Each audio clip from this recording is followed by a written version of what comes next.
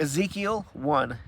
In the 30th year, in the 4th month, on the 5th day of the month, while I was among the exiles of Chebar Canal, the heavens were opened, and I saw visions of God. On the 5th day of the month, it was the 5th year of King Jehoiachin's exile. The word of the Lord came directly to the priest Ezekiel, son of Buzi, in the land of the Chaldeans by the Chebar Canal. The Lord's hand was on him there. I looked, and there was a whirlwind coming from the north, a huge cloud with fire flashing back and forth, and brilliant light all around it. In the center of the fire there was a gleam like amber. The likeness of 4 living creatures came from it, and this was their appearance. They looked something like a human, but each of them had 4 faces and 4 wings. Their legs were straight, and the soles of their feet were like the hooves of a calf, sparkling like the gleam of polished bronze. They had human hands under their wings on their 4 sides. All 4 of them had faces and wings. Their wings were touching. The creature did not turn as they moved. Each one went straight ahead. Their faces looked something like the face of a human, and each of the 4 had the face of a lion on the right, and the face of an ox on the left, and the face of an eagle.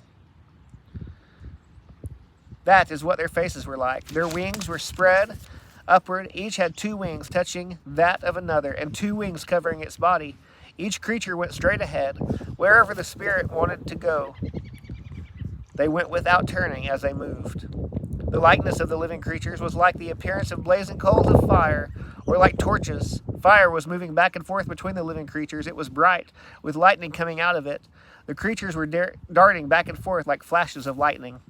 When I looked at the living creatures, there was 1 wheel on the ground beside each of the 4-faced creatures.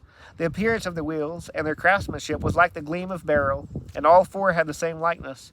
Their appearance and craftsmanship was like a wheel within a wheel. When they moved, they went in any of the 4 directions, without turning as they moved. Their rims were tall and awe-inspiring. Each of their 4 rims were full of eyes all around. When the living creatures moved, the wheels moved beside them, and when the creatures rose from the earth, the wheels also rose. Wherever the Spirit wanted to go, the creatures went in the direction of the Spirit was moving. The wheels rose alongside them, for the spirit of the living creatures was in the wheels. When the creatures moved, the wheels moved. When the creatures stopped, the wheels stopped. And when the creatures rose from the earth, the wheels rose alongside them, for the spirit of the living creatures was in the wheels.